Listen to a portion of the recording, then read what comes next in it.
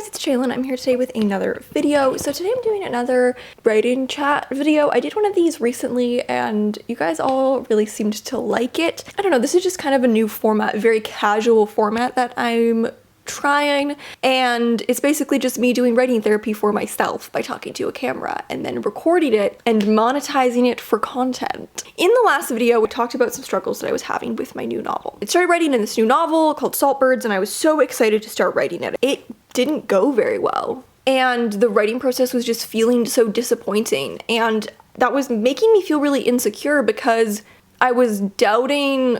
Like, I kind of want to elaborate. I talked about how I was feeling insecure in the last video, and, you know, I used to deal with insecurity a lot, which I think is natural. I would always feel insecure about my work, and then a certain point came where I stopped feeling insecure. It's like, it doesn't mean that I thought my work was always good. There were definitely points where I was like, this isn't turning out well, but I never felt like, am I not a good writer? I almost became very objective, which was great. I got to this point where it's like, if my writing wasn't working, I could kind of just objectively be like, this isn't working, what is the problem, how do we fix it? And I feel like I'm dealing with insecurity for the first time in a very long time, and it's not that I think I'm a bad writer, because I don't. And it's not like I think I'm unable to pull off this project. Insecurity that I was having wasn't, am I skilled? It wasn't about that. It was like, is this project fundamentally flawed? And should I be working on it? So I kind of just wanted to follow up on a bunch of thoughts that I've been having since then. I don't think the situation has gotten better since then. I think it's gotten a little worse. I was feeling pretty insecure about my book, and so I just said, you know what, I'm gonna do what I often do if I'm feeling insecure about my work. I'm gonna stop writing and I'm gonna read the whole thing over. I've done this before with short stories, with novels. I feel like very often if I'm feeling like something's not working, when I read it over, every single time I do that, I read it over and I'm like, actually this is way better than I thought it was. And it kind of like recalibrates my relationship to the book. I feel the things that I maybe want a reader to feel. I feel them myself as I'm reading it. So I did that with the beginning of this book, the first 20,000 words. My takeaway in the end was that this book just actually isn't very good at the moment. I read the first 20,000 words over 2 days. I didn't really feel anything about them. You know, there are passages that I think are really interesting and well written. It's not like I think it's all garbage. Having read over everything I've written, I don't think it's very good. And it's not that it's not good on like the writing line level. There are a few scenes that are pretty poorly written, but that's to be expected. It didn't make me feel anything. When I read back my other novels, the two other novels I've written in the past few years, Holding a Ghost and Honey Vinegar, when I read them back, they make me feel a lot. Like, I feel emotion for the characters and I feel emotion for what's happening. And this book made me feel nothing. And if it makes me feel nothing, it's definitely not gonna make a reader feel anything. And this brings me to a question that I've been asking that I can't answer about this book, which is, what is the sadness in this character? I've talked about this before in other videos, I don't really remember, but pretty much every time that I start writing a book, I will get to a point, a little ways into the book, where I start to feel really sad for the character. It's like I realize what is tragic about this character, and it's like this well of empathy between me and the character just like breaks open. And I start to feel so much for them. I remember this happening with Sybil when I was writing Honey Vinegar. I started writing it, and at the beginning I really saw her as just like this anti-hero. Not very deep into the book, and suddenly I felt so sad for her. It's like I realized that she was a tragic character, and I could see her pain, and I saw, all of a sudden something clicked, and I was like, oh, I feel your pain. And I don't normally like to write from the focus of like the trauma that my character's been through or whatever, but it's not that this necessarily has to be like a deeply traumatic thing, but it's like just that, what is that emptiness? Like, why am I supposed to feel for you? And I remember having that moment with Sybil where it's like I realized what I meant to feel for her, and I haven't had that with this character, and I don't know if that exists with this character. Their name's Rowan. I remember this happening with Sybil, and it was like all of a sudden I feel what you go through in my body, as if it's me. And that's normally how I feel when I'm writing. I feel that in short stories, you know, all of Holding a Ghost was like that. Yeah, that whole book when I was writing it, it was like, thinking of the main character, it was like, I feel what you go through. I don't just know what you go through, I feel what you go through. And with Honey Vinegar, same thing with Sybil, it's like, I don't just know what you're going through and I'm writing it down, I feel what you are going through. Every scene that I write, I feel it, and that's how I write. That's how I write everything. That's how I write short stories. Writing for me is a very like physical thing. Like for me, writing is a thing that is happening more like in the body than in the mind. If I'm in the flow of writing, I'm not thinking through it. Well, it is in the mind, but it's not like an intellectual thing. It's like muscle memory, right? It's like you have muscle memory suddenly for something that you've never lived before, maybe, right? Like these are fictional stories. Holding a Ghost, a lot of the little snippets are things that maybe I've experienced, but the story as a whole was completely fictional. Honey Vinegar, again, completely fictional. But it's like suddenly you have this muscle memory and you're writing, or I'm writing from muscle memory. And so it's like I'm feeling this tangibly, right? When I read it back, I can kind of relive that. And when I read back this book, I just felt like I don't feel anything. And it's like I like this character. I am very interested by this character. I didn't feel anything for this character. The only exception is, you know, so this is a very relationship heavy book. There are a lot of relationships. And I think the one sadness, I guess, is that this character is in love with their best friend and they know that it's not reciprocated. They know that it's never going to be reciprocated. Not in the way that they want to. And they know that if it were, they would ruin it. So I think that there is this sense of tangible physical pain in those moments where the main character is like so overwhelmed by this love that they can never actually have. Starting to realize that maybe like the core question of this book is like, what lengths would you go to be loved? I think there is emotion there, but I don't know, it's weird. In every other situation that I've ever tried to remedy my my writing by just reading over the work and experiencing it as a reader, it's always made me feel better about it. And it did not do that this time. I read it over and I was like, it's just not very good. I was talking about insecurity in my last video. And I do think that in some ways, the term insecurity kind of implies that it's irrational. You know, it's like, oh, you're insecure about this, but you shouldn't be. What if it's rational? What if it's not insecurity? What if I'm just perceiving something that doesn't work? What if this insecurity is actually something I should listen to? What if it's actually saying, yeah, you don't feel good about this because it's bad. And I'm not generally very insecure about my writing, and it took me a very long time to get to that point, and so I know what that feels like, and I know what it feels like to not be confident, and I know what it feels like to feel insecure, and I also know what it feels like to feel very secure in my work and have a very secure relationship with it and be able to look at things from a very objective viewpoint, which I feel like I have been for the past few years, where I've really just kind of, my writing hasn't really been ruled by like insecurities and hypotheticals. It's just been like, what's working, what's not working, you know, almost like objectively as you could see your own work. But what if I feel like this isn't working because it's just not working? Because that's the sense I'm starting to get. I don't know to what extent this isn't working because it's not working or because it's not working yet. How much do you put into something in the hopes that it will click eventually? You know, I do think on one hand there's, for me, maybe a bit of a fear of writing bad words. Like I talked about this in the last video, but I had very high expectations for this draft. I think because, you know, I'm coming to this first draft. It's my first draft after revising 2 books. One of them that I revised to the point that I queried it and got an agent. That was a deep polish. Like when I was on the call with my agent and we were talking about the book, she was like, I feel like I could go on submission with this book tomorrow. Good on me. I think that's a testament to how much I put into that book. I'm proud of the effort that I put into that book. I learned so much, and I was like, this new draft is going to be so easy. When I was thinking about this book, starting it, I was like, this book doesn't have all the things that made my other books hard. So I guess in my mind it was going to be easy to write because the things that were hard about my previous books, this book didn't have. It wasn't going to require any kind of intensive research. I was like, yeah, this is going to be an easy book to write. And here it is being really hard. And I think it goes to show that like what is easy or difficult to write, I think has more to do with just like your ability to emotionally connect. It's not that I don't think I'm emotionally connecting with Saltburns. I am. I don't know. There's something not there, and I don't know what it is. I think I've had this reluctance. I talked about this in the last video, but I have this reluctance to experiment and write crap. You know, I think that's natural because you're afraid of having to do a lot of editing, and you know that that will be a ton of work. But it's like all of a sudden I feel like I have this reluctance to just keep writing when I know things aren't working. But it's very hard to fix because I don't really know what's not working exactly. I feel like it's some very subtle emotional thing that I don't have to tap into. I think I also, you know, kind of romanticized the early writing process for my past 2 novels. there definitely is something missing compared to the beginning of Holding a Ghost and Honey Vinegar. When I wrote those books, there was like some magic to it, and I haven't really felt that.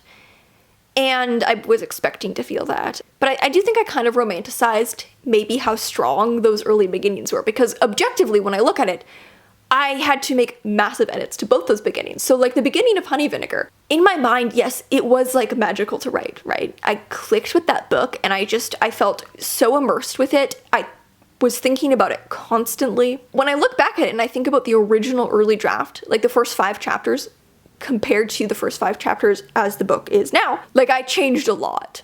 One of those initial 5 chapters got completely cut. The order of chapters 3, 4, and 5 got completely reordered. I added so much stuff. I had to completely redraw character relationships. I did actually very substantive edits to that. In the beginning of Holding a Ghost, I literally rewrote. Like, I literally wrote the first 20,000 words, didn't like them, and rewrote them. When I think about it objectively, I'm like, okay, but the beginnings of your last 2 novels were not perfect right off the bat. Actually, you needed to do massive revision to them. I think I'm also putting a lot more pressure on this book because I don't think this is gonna be my debut novel. Unless something very disastrous happens, it's probably not even gonna be my second novel that I publish. And so I think I'm putting this pressure on it. You know, when I wrote Honey Vinegar, there was nothing to compare it to. Here, I keep thinking, what if it's not as good? What if people read it and they're like, it's not as good as their first book? It's a disappointment, and, you know, it's a big letdown. And I think part of why I'm struggling with this book, and this is something that I know consciously, but it's like I can't break out of it, is that I keep trying to replicate Honey Vinegar. Like, I keep trying to view all the pieces as comparable. It's like, okay, Rowan is comparable to Sybil, and this character is comparable to this person, and this character is comparable to this person, and this event is comparable to this scene. And it's like, okay, these are totally different books, but I feel like I'm trying to replicate Honey Vinegar because it works, and part of me has this fear of it being not as good and being seen as not as good. I do think there are some objective things that aren't working with the book as well, though. Like, if I'm gonna be honest, it's not just an emotional thing. I do think there are objective problems, and I just can't really crack them and get them to work. One thing I think I'm struggling with is, like, there's no real magnetism between threads. There's quite a number of threads in the book. It's weird because they are very closely connected. The threads objectively, but they don't really interact. You know, pretty much this book is very relationship focused, so pretty much every thread is kind of just like a different relationship. And so at the moment, I feel like the book is in a bit of a pattern where it's like, I'm just kind of rotating through relationships, but not in a way that's braiding together to form like a cohesive plot movement. It's like, so now we're gonna spend time with this character, and then we're gonna spend time with this character, and then we're gonna spend time with this character, and then we're gonna circle back to the first character. These interactions aren't really causing events. There aren't really events. That's, I think, part of it. There aren't really events. There are interactions between characters, but there aren't really, like, events. And I know that that's a problem, but I feel like I just can't get events to happen. I also think it's, like, I thought it was going to be a plottier book than it ended up being. You know, again, Honey Vinegar was actually quite a plotty book. It's absolutely a character-driven novel, but there was way more plot than I thought there was going to be. There's quite a clear external high-intensity plot. And I guess for some reason I thought that this book would be similar, but I think this book is actually, like, deeply internal. And maybe this book is essentially a plotless book, and maybe that's fine. And it's like, I love plotless books. My last book was a plotless book, so why am I scared of this being a plotless book? Maybe it's just because it's not what I was expecting. I'm at kind of like a crossroad with the plot where I've introduced most of my threads. They're all established, but they're not, like, energizing each other. Like, the different character relationships aren't, like, sparking between each other, you know, in a way that, like, creates more intrigue. They're just kind of like, it's like standalone threads. In Holding a Ghost, this was similar. There were different relationships that those characters never interacted with each other. The main character would have interactions with one character, and then the way that that interaction made them feel would impact how they interacted with another character. And I feel like that's not really happening in this book yet. So I'm at kind of a crossroads where there's one final relationship that I haven't introduced yet. It was one of the first relationships that I had in mind for the book when I was first conceptualizing the book. And the final one that I haven't introduced yet is kind of this one character who's outside the family. I haven't introduced this plot thread yet. It's the last plot thread that I have to introduce, and I don't know what it does for the story. You know, you'll hear in any advice video, probably even ones that I have made, know why you're doing what you're doing, right? Like, don't introduce stuff that doesn't contribute to the plot. If it doesn't contribute to the plot, why is it there? So if I'm asking myself the question, what does this thread contribute to the plot? The answer is, I can't tell you. I don't know. Do I introduce this plot thread and see where it goes and give it the chance to develop meaning and find how it fits into the plot? Or do I potentially save myself editing and just cut it now? The title literally comes from this thread.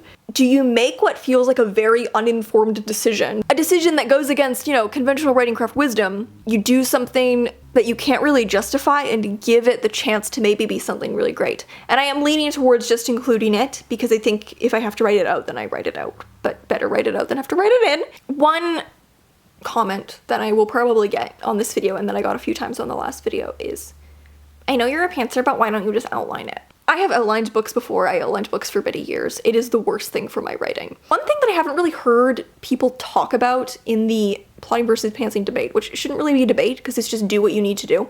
And I'm not against outlining. Like, I definitely do a bit of pantsing, you could say, in cases where I need it. That's my whole mantra of my process, is do what you need when you need it. One thing that I haven't really heard discussed is that I think some books are just impossible to outline. Maybe someone could outline a book like this, but I feel like the type of novel this is, it would be impossible to outline it. The fuel of this book is kind of the heat of very subtle character interactions, right? Like, this book is about relationships, and it's about how these different relationships develop, but it's pretty small incremental developments. How do you plan for that? I don't know, maybe it's just the way that I write, because for me, it's very hard to write a scene when I know the very specific purpose that it needs to serve. Then I start overthinking it, and it's like I said earlier, it starts to get in the head. But if I am just letting the scene evolve as it evolves, usually the purpose and the way that the relationship develops will kind of click into place for me. I had this struggle actually when I was editing my last book. There were a few points where I was missing kind of links in my causal chain, and I needed to add scenes that would make my character act in a certain way. So I needed to add scenes that would kind of trigger a very specific emotional response from her in order to fuel her to make a specific choice. And those were very hard to write because it's like, now you must come up with a scene that fulfills this very specific but very subtle emotional purpose. Planning these scenes in advance, when what each scene accomplishes isn't like an external plot movement, it's a very subtle, specific adjustment in the relationship between characters. Like, I feel like you can't plan for that, and when you do try to plan for it, it just makes it so unnatural. You know, I think Holding a Ghost was also a book that was impossible to outline. I had a loose plot summary for that book when I started writing it, like very loose. It was like 2 double-spaced pages, and it just kind of generally outlined the main plot arc, but it didn't really lay out specific scenes or chapters at all. Like a handful of scenes, but for the most part, there weren't really specific scenes. And it's like, yeah, because I need to figure out scenes as I'm writing them, because once I plan them in advance, then the writing becomes very, I don't know, it's just, it can't breathe. And I feel like the type of story that I'm writing is about very small micro interactions, right, as these relationships evolve, and I just feel like that's impossible to plan for or predict. I don't know, is that just me? But for me, the way that I don't outline is because I know how the pieces are moving. I know what the individual pieces do, and so I don't need a grand plan, because I can write a piece and then just fit in the next piece as I go, and it ends up a lot more natural. Like, part of the reason why I don't outline my work is because it's very hard for me to see how events should be linked before I've written them, partly because I write very character-driven work, and so a lot of the time the events are just connected through character. Until I've lived through that scene, I don't really know how the character is going to feel and all the minutia that's going to emerge, and that's what affects my causal chain. So for example, right, like let's say I have a scene between Rowan and Susanna, this main relationship in my book. I might know, like, okay, next up I want to have a scene where they interact because I want to further their relationship. Cool, that's something you can plan for. But how exactly is it going to further their relationship, and in what way, and how are we going to get there? I don't know, that's so subtle. That's gonna come up through the subtlest things, through the things they say to each other. Like, at that point, if you're planning that in advance, you're just writing the scene. Because, like, I can know what a scene is going to be from, like, an external viewpoint, but internally I need to write it to figure out what it's going to be. So there's no point in me planning my scenes in advance, because the glue that makes my scenes connect to each other cannot be planned for. The reason I think I can pants books successfully is because I am able to have a really solid understanding of how the pieces fit together. And I talked about this, and this is a case where I cannot take my own advice because, you know, I'm not saying it's not good advice. I think it's great advice, and I can't figure out how to apply this advice to this book. It's funny because in that video I was like, wow, this is such an easy tip, but I can't figure out how to do it. A little while ago I made a video called like easiest pacing hack or something, and I talked about how the key to pacing effectively is to just know what a chapter does in your book. Like, what is the unit of a chapter, and how does each chapter move the plot and connect to each other? And once you understand how those building blocks work, you don't need to outline all the building blocks in advance because you can just fit them together as you go. But I cannot really figure out the answer to that question of like, what is a chapter in this book? I really don't know. And again, I was trying to just replicate Honey Vinegar. I was like, I'm just gonna kind of use the same formula that I used in Honey Vinegar, but that's not working. Can't really figure out what those pieces are and how they're meant to connect. One thing that I think I'm gonna try is to try and name the chapters, which I wasn't gonna do because it's quite frankly a pain in the ass. I named the chapters in Honey Vinegar. It fit that book, right? Like the idea of kind of stories within stories. It fit how the main character was viewing her narrative. I could kind of see each chapter in that book as like a short story. They kind of would all circle around an event with also a theme. These events were linked in like a chain. And also, you know, that book is about like folklore and how like reality shapes myth and how in turn myth shapes reality. And so it made sense to kind of view it as like stories within stories, because the whole book is about like stories within stories. It just fit how the main character was experiencing her life. So I wasn't going to title the chapters in Saltbirds because it's just a pain. I started chapter 1, I named it, and then I couldn't think of a title for chapter 2. So I was like, I'm just gonna scrap this. It feels a bit sleeker when you don't have chapter titles. And so I was like, I'm gonna go no chapter titles. But as a result, I feel like I'm just haphazardly throwing in chapter breaks, and I don't really know what my chapters are doing as an individual unit. And I don't know if that's because I'm just too early in the book for those pieces of the formula to have really been made clear. I don't really know. That's the whole thesis of this video. Yeah, when I read this book over, I talked about this in the beginning, I just don't really feel much. And that's why I like writing, is because it feels alive, and it's like it's a very cool experience to be writing something and feel this connection with it. It feels realer than you even. Like it's like it's like a visceral thing that you're living that like inhabits you, or you inhabit it. And then the work in turn kind of feels like a living, breathing thing. Like that's why I enjoy writing, because that's pretty exhilarating. And it's weird because I think that this character feels like a living, breathing person to me. They feel as alive to me as any other character that I've written. For me, like if a character isn't clicked, I can feel it. I can clearly separate the characters who have clicked and the characters who haven't quite clicked. And sometimes in books, I write the whole book and there's a character who hasn't quite clicked. Sometimes it happens. Sometimes they're just a side character and maybe that's okay. But ideally, all of them I would feel this like visceral connection to, where it's like they feel like a person who I know to be real, even though I know they're not real, but I like feel them to be real. I just want this book to have an aliveness. It's weird because my character has that, right? And a lot of the passages I feel like have great momentum and great energy to them. Something isn't there, and I do not know what it is. I was talking about this with my friend the other day, and they were like, so do you think it's just like a key thing that's missing? And I said, I don't think it's that something's missing. I think it's that there's too much, and I don't know how it all fits together. But that is still something that is missing, right? Some kind of connection point, some kind of heat. This is from a CBC article where it was just like a bunch of different writers talking about what makes a good story to them. So I just screenshot this answer because the way that the author phrased this to me was like, oh, that's exactly what I feel. That's what fuels my writing too. And I just felt this like, you know, when someone puts into words exactly how you feel about writing. So anyways, so this is a quote from Anna Ling Kay, and her quote in this article was, "What sparks my curiosity is the energetic crackle of 2, 3, or more seemingly unrelated things demanding to be connected in a story.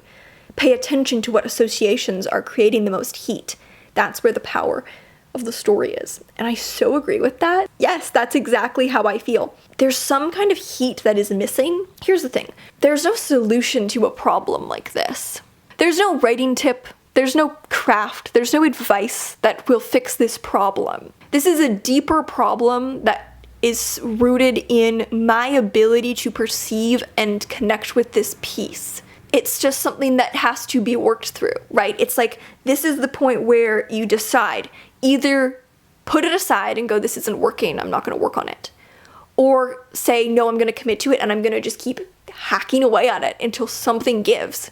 That is really frustrating, to be at that point where it's like, I'm just going to keep hacking away at this until it gives. Because I do believe that this can be a great novel. I do believe that. I'm so interested by this character. I do think that I can tell a really compelling narrative about them. Something about it isn't working, and it's weird because, again, I feel a connection to a lot of the elements of the story, but once I actually sit down to write the story, I don't feel this urgency to write it. It's a very bizarre type of insecurity and disconnect from my work, because if I was totally disconnected from it, I would just not work on it, right? Like, I'm working on it because I feel a connection to it. There's something that draws me to this, but for some reason, I can't immerse in it.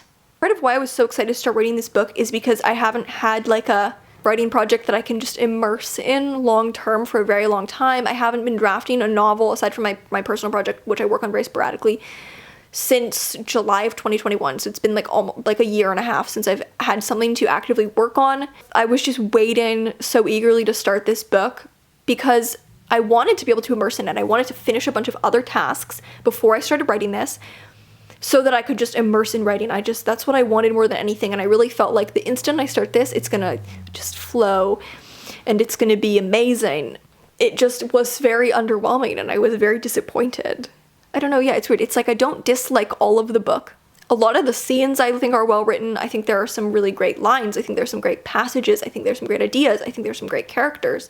Something about it isn't energizing everything together in a way that creates momentum. And I don't know what that is. And I don't, believe me, I've tried to think it through. And I think that the way to figure it out is you just have to keep writing and accept that a lot of what you write is not going to be good. I don't really know. So anyways, to wrap this up, I'm doing NaNoWriMo with this book this year. The reason that I decided to pause at this point and read the book over is because I want to do NaNoWriMo. I'm doing NaNoWriMo the same way that I've done NaNoWriMo the past 2 years, where I'm not trying to write 50,000 words. God no, my goal is just to write every single day. I do feel like maybe if I can just force immersion by making myself work on this every single day, maybe at some point in the month, something will click and I will feel that connection in like a tangible way. So I feel like I just need to force that, and I just need to keep writing it and exploring it, you know? But at the same time, something is missing and I can't figure out what that is, and that's making the actual writing very hard and it's not really flowing naturally. So I don't really know is the answer. I think I'm gonna try and do a light nano where my goal is just to write every day, and I'm gonna see if maybe that will work. I feel like a lot of this was very poorly articulated because I don't really know how to explain a lot of these problems, and some of it probably feels kind of weirdly contradictory. To be honest, this is a weird situation that I'm feeling with this book that I don't really know. I've never really been in for, and I don't really know how to fix it or what exactly is causing it. It all feels off, and I'm not really loving that for me, but that is how it is. Plan to try and vlog NaNoWriMo, but I also want to keep these series of updates going, especially now that there's a building narrative that is stronger than the narrative in my book of me fighting with this book. And I don't want to be fighting with this book because I want to love my work, and I want it to be like a collaborative feeling where I feel like, you know, I'm giving the book life and it's in turn kind of giving me something back, like an energy to write it. The book is something that is kind of like mutually invested in its own creation. It's just very tricky, and I'm kind of stuck, and so I think I'm gonna try to have to fix it by just like committing to it. Like, you just gotta keep going and accept that a lot of it will be bad and that I will probably have to completely write this beginning. But the only way to figure out the answer to these questions isn't to think about it, it's not to stare at it, it's to just write it. So I'm gonna wrap up this video because I've been filming at this point for like almost an hour. So thank you guys so much for watching. I would just love to hear your current writing struggles or honestly successes. I would love some success stories in my comment section. because I don't currently have it. So thank you guys so much for watching, and I'll see you in another video.